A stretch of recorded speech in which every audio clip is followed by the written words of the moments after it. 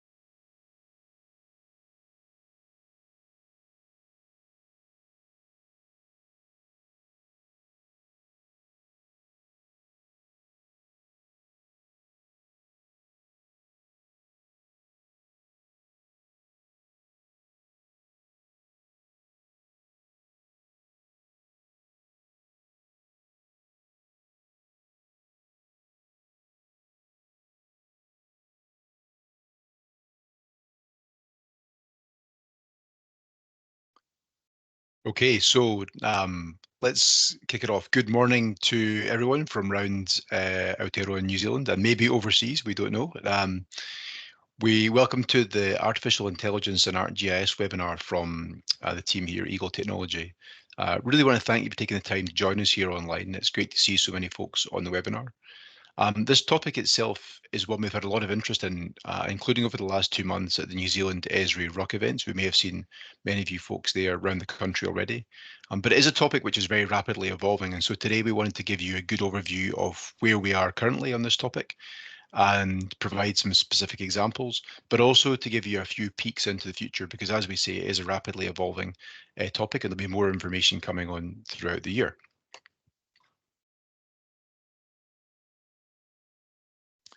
So in terms of your hosts for today's webinar, we've got myself, Scott Campbell. We also have two of our team who've been doing some interesting work in this space. We've got Edward, who actually leads the GeoAI work for us at Eagle. And we've also got Shanray, who is part of our GIS graduate program, has also been working with some of the AI tools. So they'll both be sharing some of the more technical aspects of this topic. In terms of the topics we have to cover today, we'll give you an overview of this artificial intelligence and ArcGIS area. Then we're going to dive into two discrete areas. One of those is called AI assistance, and the other is called GeoAI. So we'll explain what those terms mean. We'll explain what we've been doing in that space, and then we'll go into an example of GeoAI, specifically around tree management, but hopefully one that you can relate to in your own areas as well. And then, as usual, we'll round off the webinar by sharing some resources with you to help you on your own journeys, and we'll end with a live Q&A.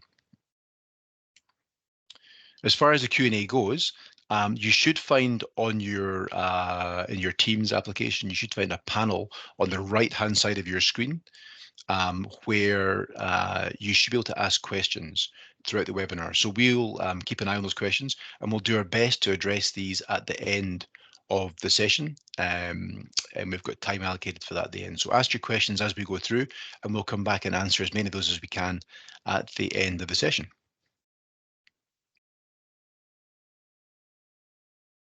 So perhaps we should begin by recapping what we mean by AI. Well, first of all, it means artificial intelligence, and it's something that we hear about a great deal in the workplace, but also in the media, perhaps, in relation to how it might be impacting our many different aspects of our own lives. In very general terms, AI is the science of building machines that can think and act like humans. So using algorithms, data, and computational power to mimic the human intelligence. It's a very broad topic, and it in turn includes the specialist areas of machine learning and deep learning, for example. In terms of what it can do for us, AI can perform a whole variety of tasks, such as seeing, understanding, and translating language, analyzing data, recognizing patterns, and even making recommendations. So what is it that Esri is doing in the area of AI? How does the ArcGIS that we know work with this AI area? So Esri's really got a goal there, which is leveraging many of the mainstream advancements in this field of AI to benefit our GIS users, accelerating decision making, for example, empowering people, streamlining common GIS workflows. There's a range of things where we know that AI can make a difference to our day-to-day work. Specifically, Esri is working in two key areas where AI is being integrated with GIS that I mentioned before. The first of these is GeoAI. So GeoAI is a topic which leverages several subfields of AI, such as pattern recognition, machine learning, computer vision, data mining, natural language processing or NLP, and algorithm development to solve geospatial problems. It's really about solving geospatial problems. These GeoAI tools in ArcGIS are already dramatically improving the ability of GIS users to perform analysis and predictions on a variety of different data sets, vector, raster, time series, and so on. These GeoAI tools are particularly good at extracting useful GIS data from imagery and text documents, and many of these capabilities are currently included in the latest versions of ArcGIS. We'll learn some more about these capabilities and look at an example of that shortly. The other area is an area of AI assistance. It's quite different but related. This area where Esri are actively researching the use of AI, and in this time it's to advance the ArcGIS user experience. So ArcGIS AI assistants will enable users to interact with GIS tools through natural language to perform everyday GIS tasks with ease. They'll be gaining insights into what is possible with these tools and learning some best practices. We believe that the AI assistants will become a key to delivering more intuitive user experiences and broaden their use of GIS. Let's look at GeoAI in a little bit more detail. As we've said, GeoAI fuses AI with location science and geospatial data, such as sensor data, text, video, vector, and tabular data, with the purpose of greatly enhancing and accelerating GIS work, such as carrying out analysis to provide real-world understanding of business opportunities, environmental impacts, or even operational risks. As part of this, GeoAI includes the use of spatially explicit, this is dedicated for spatial, AI techniques to solve spatial problems, including detecting patterns, making predictions, gaining insights, and many more. Alongside that spatially focused work, GeoAI includes the application of more traditional AI techniques, such as image analysis, to generate spatial data through the extraction, classification, and detection of information from both structured and unstructured data, looking at imagery, for example, to find objects within that imagery. This extraction workflow includes the use of 70 plus ready-to-use pre-trained deep learning packages from the ArcGIS Living Atlas, which you can download today. And these can be used to automatically extract features such as buildings, land use polygons, swimming pools, solar panels, trees, you name it. So we'll look at some of those tools in a little while. So next I want to turn to the other topic, the AI assistants. These are about the tools that are helping improve the user experience in using ArcGIS. The vision is that GIS integrates AI to assist you in doing your work. It's also about making these products easier to use via these natural language interfaces. An example of that is a prototype smart mapping assistant, which allows users to describe the workflow that they want to carry out using natural language and to drive the software to then perform that work. Within this topic of AI assistance, there's two subtopics yet below that. One of those is embedded AI assistants. These assistants will be embedded within the existing ArcGIS applications and tools you already use. They're designed to help boost your productivity on everyday tasks by providing suggestions and automating repetitive tasks within those tools. The other area is general AI assistants. A general AI assistant provides a standalone resource using natural language again to give an experience for interacting with GIS content and functionality. Think of this like a geospatially intelligent chatbot that understands the GIS data and tools available to you, and then tells you which ones you should be using to carry out your work. We see these general assistants really broadening the use of GIS in novice users, but also providing a complementary experience for advanced users to also explore new areas and maybe less familiar areas of GIS. As I mentioned, this is a really rapidly evolving space, and so the R&D work is very much an active piece of work for Esri. So as a bit of a view into the future, some areas for AI assistance that are being currently researched by Esri include the following sort of areas. One of them is AI assistance to help you author SQL, Python, and Cypher or arcade expressions within ArcGIS Pro. Another is exploring the ArcGIS documentation using natural language with an ArcGIS help chatbot. Another area is using an embedded AI assistant to help you find the right data and tools for your purpose inside the very powerful ArcGIS Business Analyst tool. Or using ArcGIS assistants to find the right content and answer questions within ArcGIS Hub, both the data, but also maybe some of the insights that come from Hub. And then a really interesting one is expanding your own use of Microsoft Copilot, if that's a tool that you use or looking to use in-house, with access to GIS layers within your own ArcGIS organization. So using an ArcGIS plugin from Microsoft Copilot. So these are all future pieces of work. We want to share a little bit of what the thinking is there. So we've heard about AI assistants. Let's look at a couple of examples of what this actually looks like. First, here's a preview of a smart mapping assistant.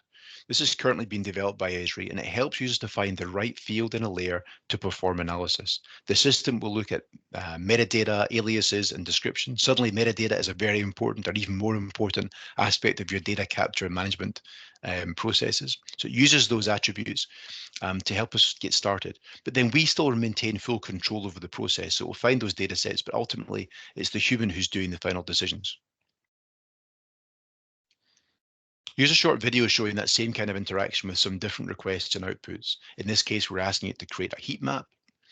We're categorizing the layer based upon, in this case, the tree data using its common name. And then we're creating new styles and colors based upon another attribute, CO2 storage. And it's able to find the right field using aliases.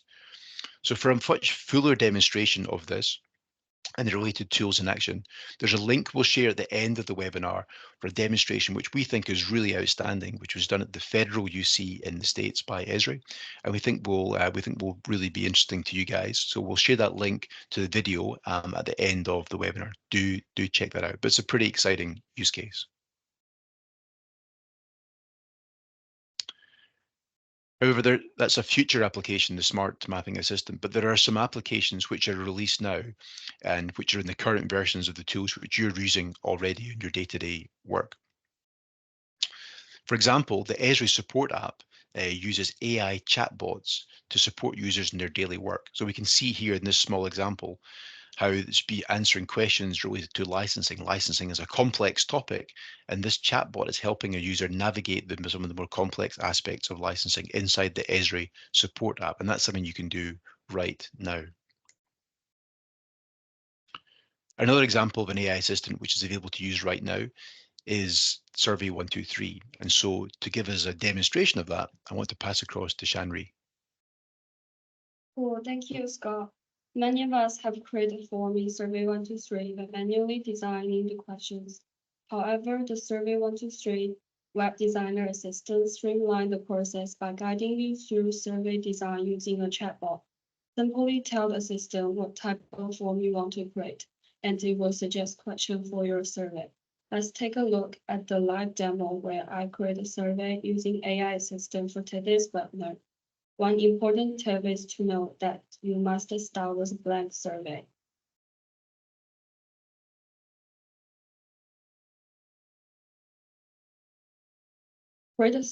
Just by typing create a survey form for fire danger on the road in New Zealand, then the initial Survey123 form will be generated for you. If you don't like some of the questions, you can then type remove question number. The question should be removed. We also can add icons to the question to make it more fun and interactive. Here are add icons. Considering the simplified form, we can just have a few single-line or multi-line test questions and add more drop-down or rating questions. This can make it easier for people working in the field to save more time. If you're happy with the form, you can click or type in generate the draft. The Survey123 draft will be created. We can also change the language form to Kiramori Without AI assistant, we might need to edit it and create a different language from manually. But using AI assistant can save us a lot of time in generating the form. Additionally, by providing multiple language options, we ensure that our survey reaches audience with different cultural backgrounds. This can increase engagement and ensure we receive more comprehensive data, which can be good meet your organization's need. However, there's still something that AI assistant cannot be done, such as we still need to manually add organization's icon and change background themes. Because Survey123 is an AI test-based AI assistant, but we can change it manually by going to the design panel. At appearance, we can change the background theme. With all the help with GEOAI assistant, we need to inform Survey123 what type of form and question we want to have. This means AI is still dominated by human, and to have better output, we still need to go through it manually to see if this meet our standards or not. Feel free to use it for your organization. We can't wait to hear your feedback for Survey123 AI assistant.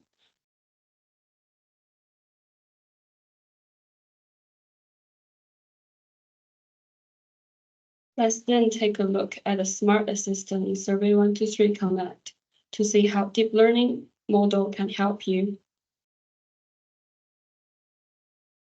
have a better output. This one, we are going to look at the smart attributes. Smart attributes allow you to extract information based on the object detected within the image.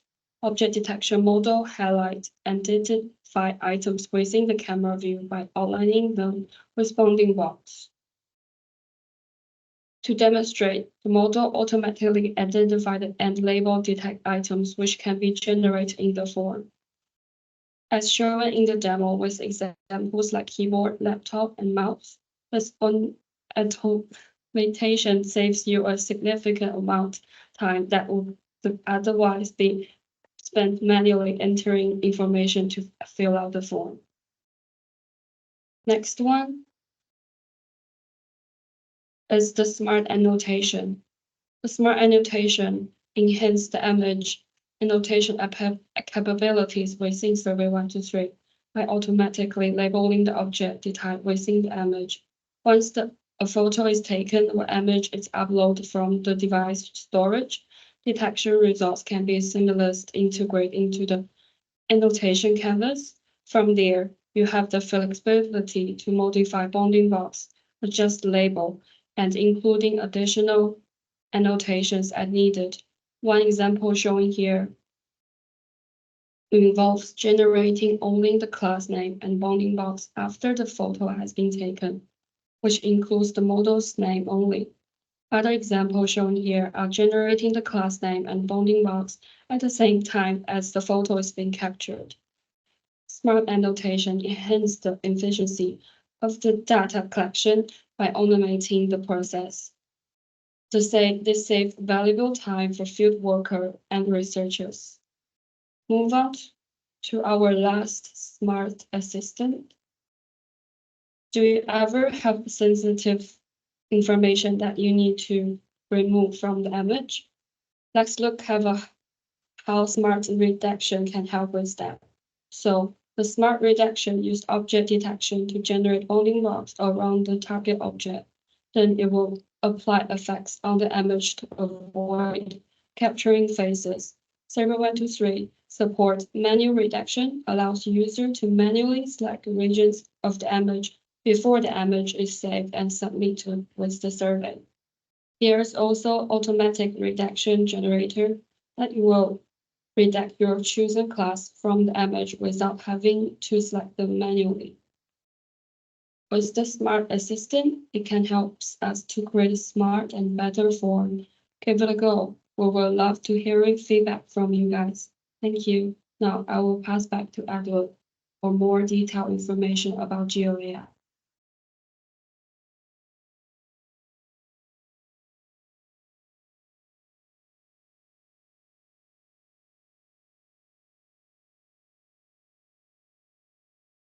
So we have seen a couple of use cases how you can consume deep learning models for edge computing to help you to improve the user experience and also improving the workflows and productivity enhancements. So now we want to move back to the desktop space or with image server. What's the new updates, new changes in this space? There's a lot of new pre-trained models that got released in the last 6 months. And there's foundational model as well, which is trained with internet scales training data, and you can use it to fine-tune the models for any other use cases. There's AI-assisted labeling that's coming in the latest ArcGIS Pro version 3.3, which has been released a couple days ago. But what else I want to direct your attention to is the model explainabilities. That's a key part of how we can bring deep learning models to productions, is to understand why the models give the answers, give the predictions or confidence level of 70% or 90%. What's the factors behind that, and how we can make sure the result is unbiased. You can visualize the results and the model metrics and compare between models as well. So those functionalities and capabilities will be coming in the near futures. And of course, there's more text prompt for labelings and large language model support for text analysis in the future.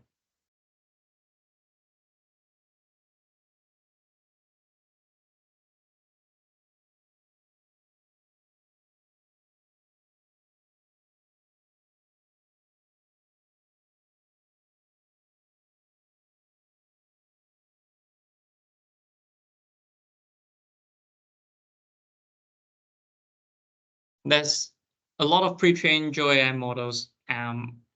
It's not just for one specific industry. It can be used in different areas, different fields. So for examples, I've highlighted a few. The new one with cooling towers, finding the oil tanks, whether it's detections or segmentations, or there's also optical character recognitions, which can easily help you to extract the text out of the image.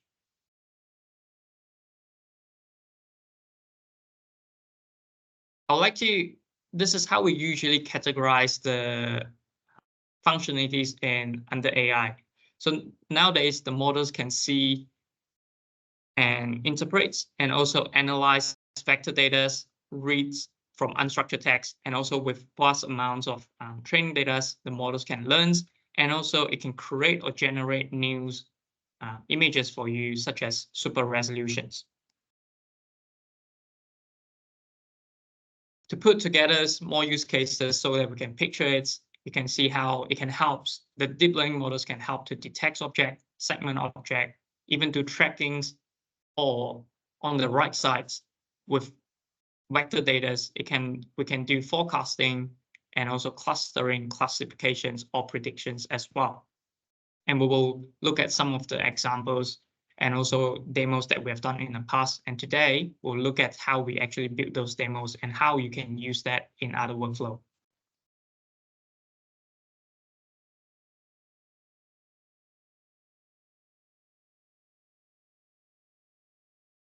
So I will want to show you this highlights for the pre-trained AI models, other than just SAM segment anything models and text SAM, which you can use a text-based prompt to segment objects out of the image for you. I will also want to highlight Prithvi, which is a foundational models that's trained by IBM and NASA. They collaborate together to train this groundbreaking foundational models tailored for Earth observations. And we have a couple of these foundational models on ArcGIS Living Atlas that's ready to use right now, such as flood segmentations, burn scar segmentations, and so on. Now, we will look at how we can leverage GeoAIs to do some tree management for us, whether it's in an urban scales or a forestry scales. And we will look at how we can do 3D analysis and 2D analysis with all this data.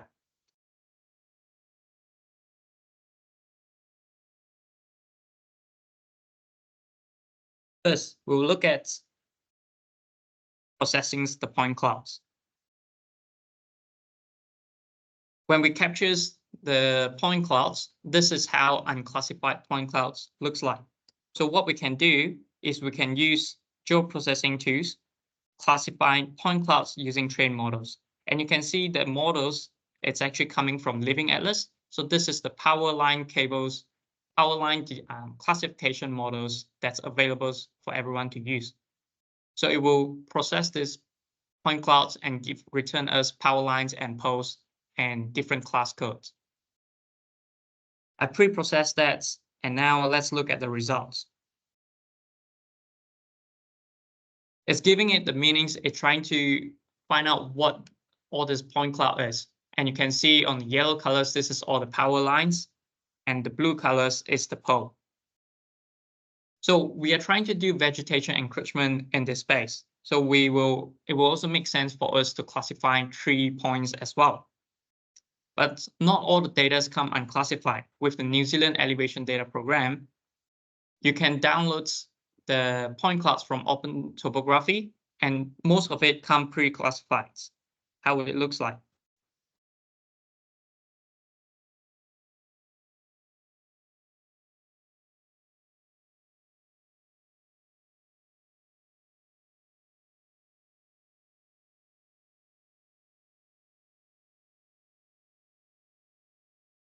This is how usually the data will look like. It comes with buildings, it comes with tree vegetation, low vegetations, and it's all classified. But you can see it's actually some of these points is actually classified based on attributes, which is height. And the cables is classified as power cables, and the trees, some of it are classified as high vegetation and some are classified as low. So we can repeat the same process to not just classify the point clouds. We can also use the New Zealand tree classification models to classify the trees. And we can repeat it for the buildings as well. With that, it will provide us a layers that's ready for us to do analysis. You can do manual inspection by just looking at this scenes right now to find out is there any vegetation encroachment. But this is when we can bring in the location intelligence to do some select by locations, to do some other analysis to find out all this spot that need attentions for us. So we move to the next stage, which we will look at object extractions. So we are now looking at Auckland. Using another tools that's come in ArcGIS Pro 3.2, we can extract objects from point clouds.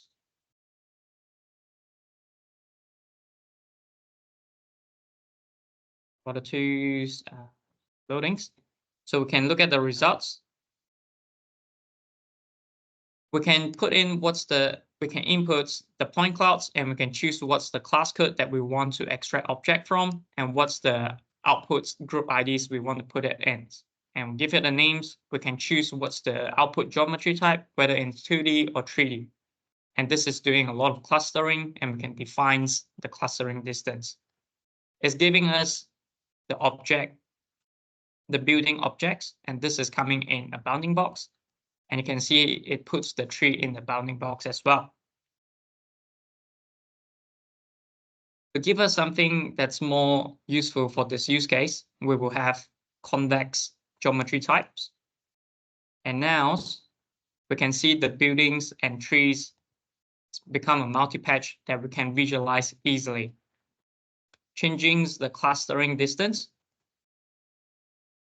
we can alter the ways the clustering has been done. Using a swipes to visualize it, we can see how one tree has now become multiple trees. And this is the true forms of the point clouds. So that's now we have learned how to extract the objects from the point clouds. We can start doing the analysis. But we also want to look at on the 2D perspective, how it will look like. So this is my point clouds. We can get the outlines, the building outlines, and the tree as well. So it's very powerful for us, and it enables us to do the quantifies the many metrics. We can do it for bounding circle as well.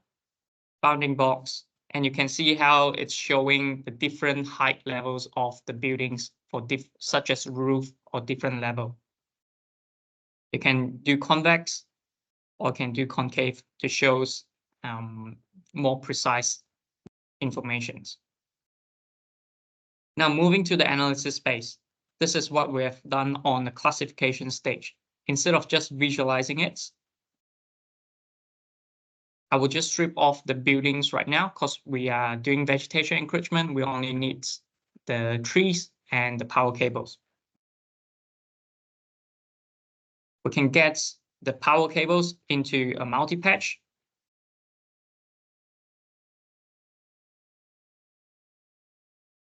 And this is a really large scales, which I didn't do it manually, and I won't, because it would just take a lot of time. So now when we bring in the tree as well, we can see how this multi-patch, how this object is sitting very close to each other's. And what we want to find out is where the trees is intersecting with the cables, which becomes a serious problem for whether the councils or the utility management organizations. By performing just a simple action such as select by locations, we can easily find out when the objects intersect each other in the 3D dimensions. So if I hit run,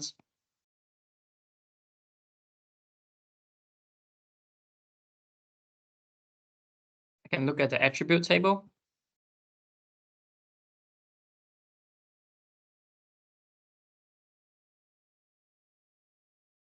There's 53,000 tree objects or tree multi-patch objects, but we don't have to go through it all manually.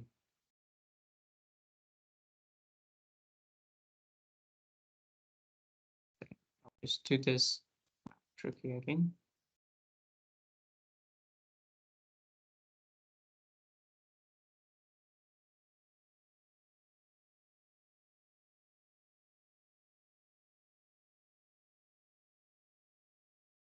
So we can see there's 11 objects that's got highlighted. So this means the trees multi-patch is actually intersecting with the power cables.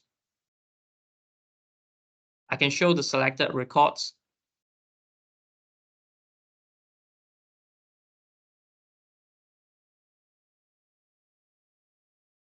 Or we can manually look at the selected multi-patch. The selected multi-patch has been shown in purple colors, and you can see how the multi-patch is intersecting with the power pole right now.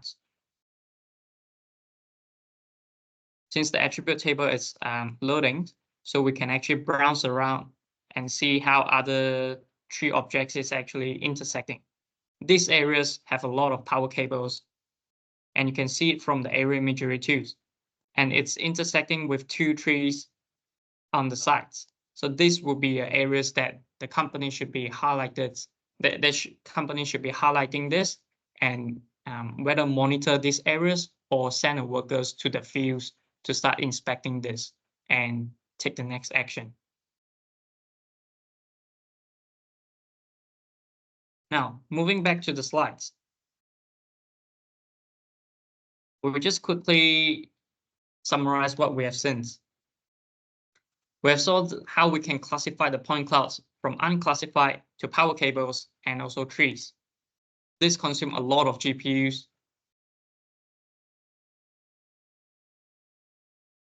This consumes a lot of GPUs, and you can use the NVIDIA as management interface to look at how much GPU memory it's actually consuming. We also looked at how we can do reclassifications for any points that are misclassified, and we want to classify it into the right class codes. We can always share the scene layers to scene viewers to bring it into other applications such as dashboards or experience builder, or we can export it as a VR 360 experience so that we can look at it through other devices such as tablet. Object extractions, it's a new tools that can be used, and it's really powerful. Previously, you would have to do the point cloud interpolations and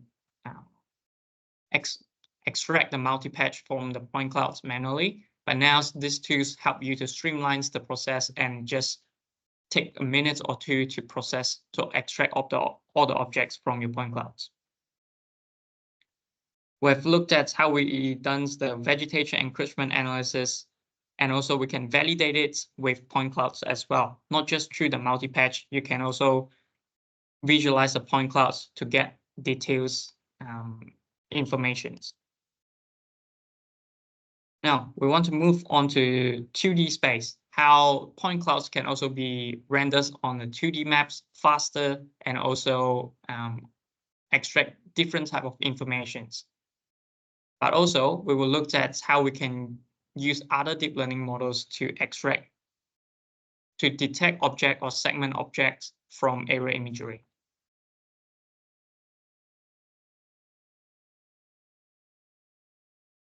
Now here we're looking at Wellingtons. We're using a deep learning models again from ArcGIS Living Atlas.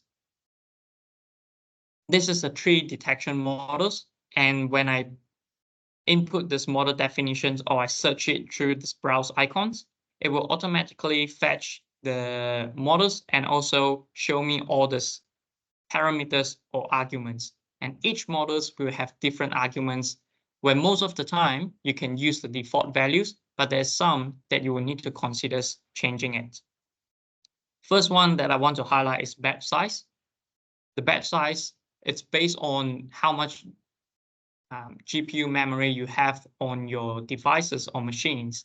So if you run into errors saying it's ran out of memory, you might want to reduce the batch size. But if you got extra memories that's available, you can increase this so that the process can be done faster. And there's also padding and thresholds.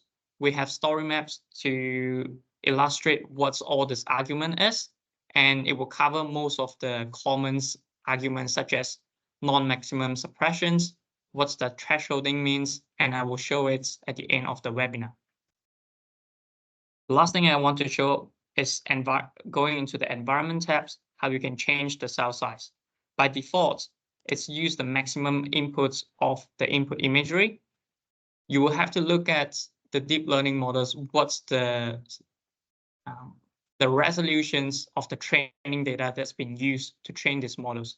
And you will need to change this. For examples, this deep learning models was trained with 15 centimeters to 30 centimeters imagery.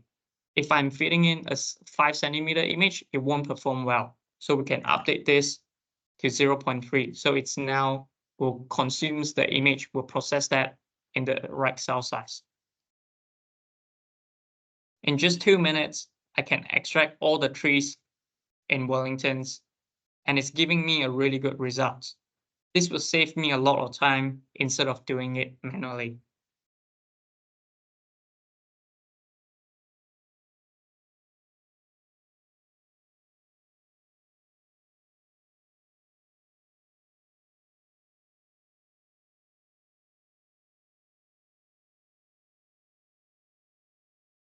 Now we will go back to my ArcGIS Pro, and we'll look at how we can quantify that.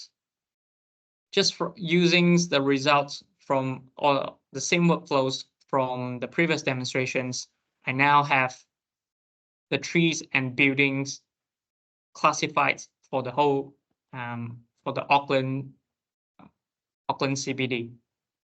It's hard to quantify the numbers, but we can easily create a chart out of this.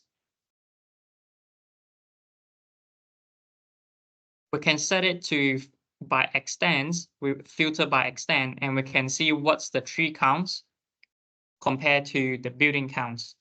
This is 10,000 to 21 counts of trees. But if we move to an areas where there's more buildings, you can see how the ratio is changing. So this can be exported as a report to show that the canopy coverage for your cities, how it's changing. You can do other analysis as well, such as change detections, but this will give you tangible numbers that you can correlate with other factors.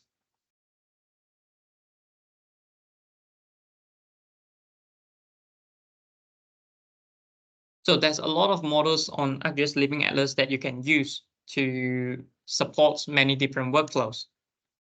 There's two main data sources. One is from imagery space and the other one is from point clouds. This slide, it shows other analysis that we have done in the tree management space. You can do change detections to show how 2000, in this case, we are showing the tree change in 2013 to 2018. You can also do heat island simulators, use this heat island simulators to show interactively how adding tree will increase the cooling effects or adding buildings will increase the heat islands heat index values around it. We can do park shade analysis, or it could be any other objects to show or the bench in the parks, how much shades is it getting, and find your favorite or best bench in your parks close to your place. Also, you can do a road sidewalk shade coverage, and this is just showing for one roads, but you can do it for the whole city as well. And all this was done with the similar workflows by extracting the features or detecting objects from the point clouds and area imagery. So what do you need other than that from the technical perspective? You will need the right license and tools to use it.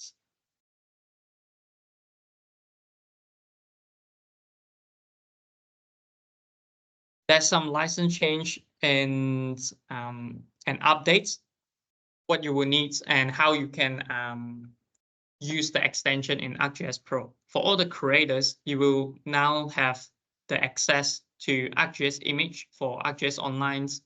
That means you can start doing a lot of deep learning workflows in ArcGIS Online map viewers. You can host your image up there and you can run inferencing to extract objects out of that. You can do change detections and many other workflows. If you want to do your works and ArcGIS Pro, you can look at having professionals and you can add the extensions to your profiles and you will be able to use those too. For 3Ds, for point clouds, you will need 3D extension. For image processing, you will need image extension. If you have a professional plus license, then you will have all the extension, which means you can play with all the data, whether it's 2D, 3Ds, and then you can do all the workflows. We've got a lot of documentations on our New Zealand's content hubs, which show you how you can install the deep learning frameworks and also how to get started. And I will just show you the page right now. So this is the New Zealand Content Hub. We have it as a additional links in the QR codes later where you can scan. So you will need to scroll down and you can see there's many available data that you can use.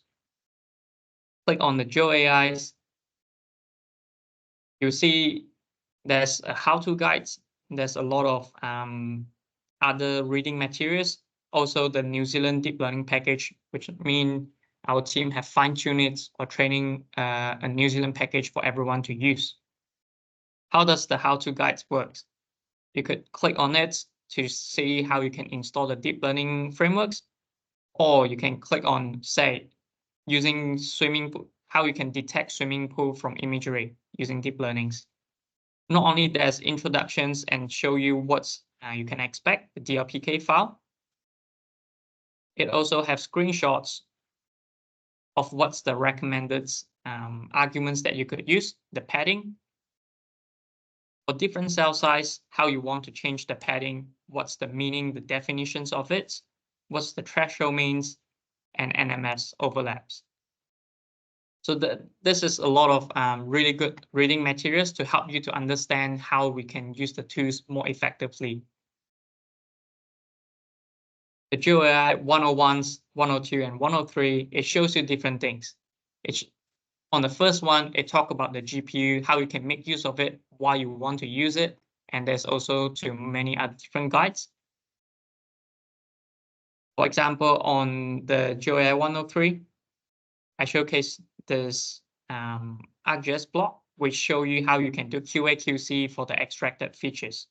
And it shows you how you can remove misidentified object and what's the common workflow to do that. And this is just an example of how we were just setting a threshold. If the shape area is lower than 50, we want to remove it.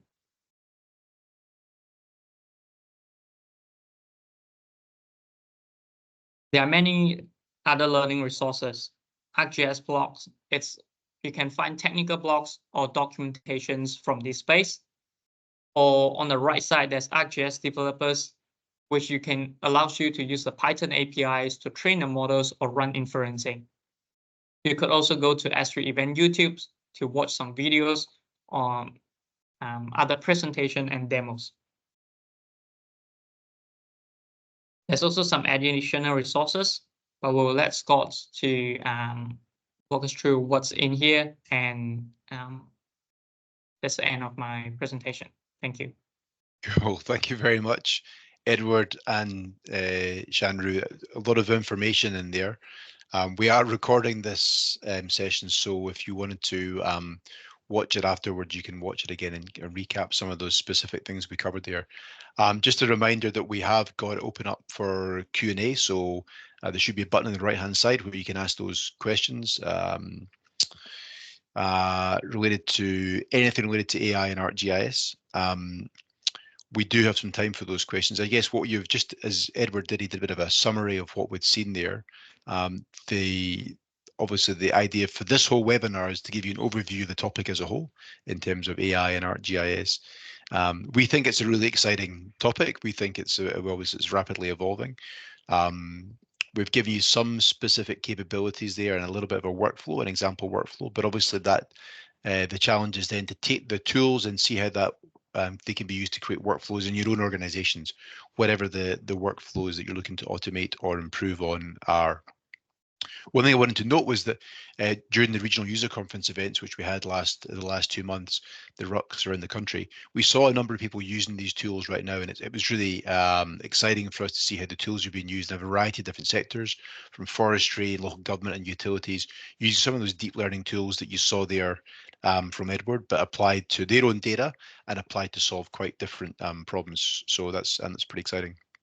And I guess we're excited to see what you guys can do. I mean, hopefully this has been useful information for yourselves in terms of starting you off on your own journeys with AI, whether that's in the GeoAI space or looking at the assistant AI stuff when that comes through.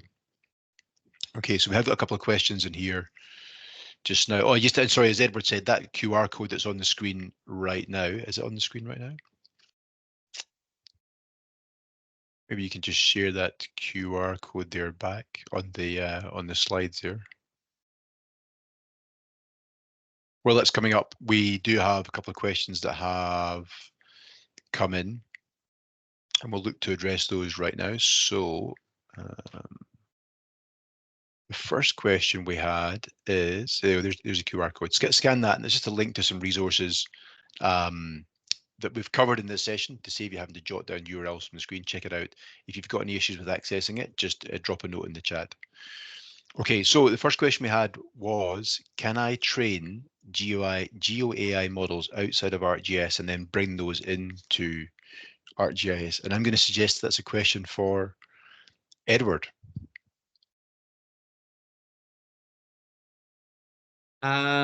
Yes. The short answer for the question is yes, and we have examples for those as well. So we have a GitHub repos that show how you can bring custom models into ArcGIS space into the right formats, so that other products such as in ArcGIS Pro, it can consume it.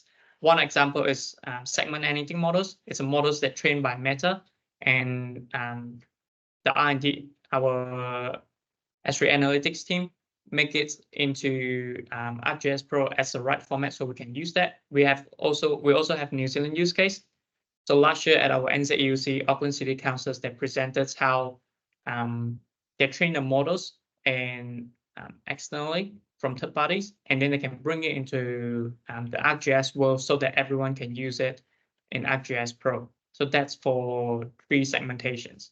Not only for the trained models, you can bring in your training data as well. There's also New Zealand story where the engineers labels those training data on RoboFlow and bring it into ArcGIS Pro and use ArcGIS notebooks actually to train the models. So yes, but if you need more information, feel free to get in touch after the webinar.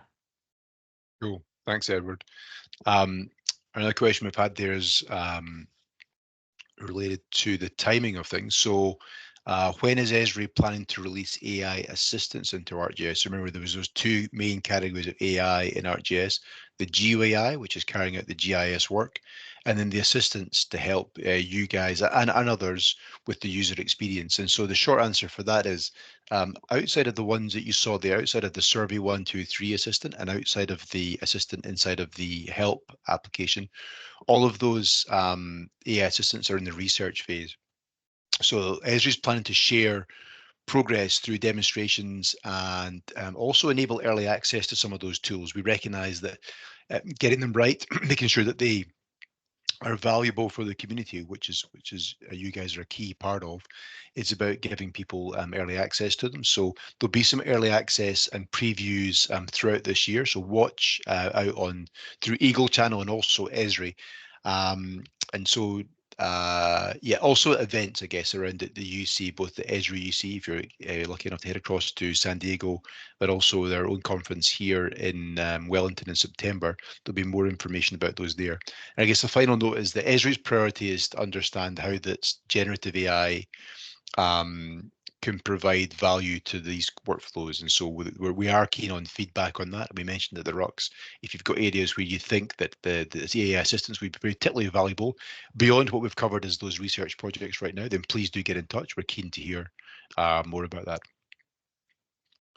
Another question there, just scrolling up. Will there be opportunities to tie GeoAI with the ArcGIS bridge, the R-ArcGIS bridge? So R is obviously the external language used largely in the scientific community. I'm going to pass that back to Edward. It's kind of related to the first question. Yes, we as Esri and we do understand enabling the bridge to the open source Python libraries or having the ArcGIS bridge, it's significant, and also it can enable many more workflows.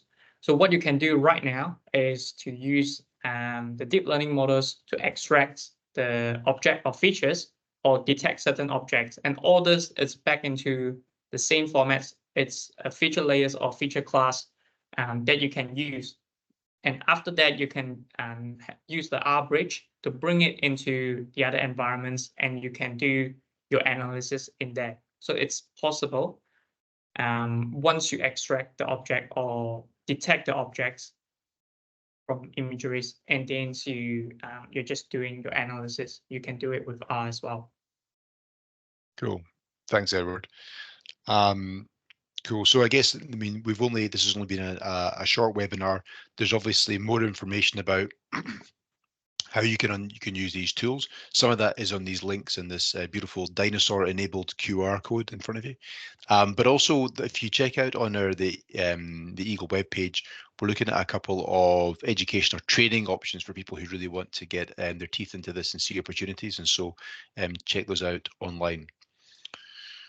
Okay, so I think we're coming to the end in terms of time. If there's no other questions then from the audience, I just want to say thank you very much to our presenters, to Edward and to Shan-Ri. Thanks to the demos, guys. Really appreciate it. Thank you to all of you for joining us. Oh, here we go. We've got a last minute question. I'll finish my thank yous. Thank you to you guys for joining us on the webinar. We really appreciate you taking the time. And I'm going to finish off completely now with a last question, which is around AI assistance.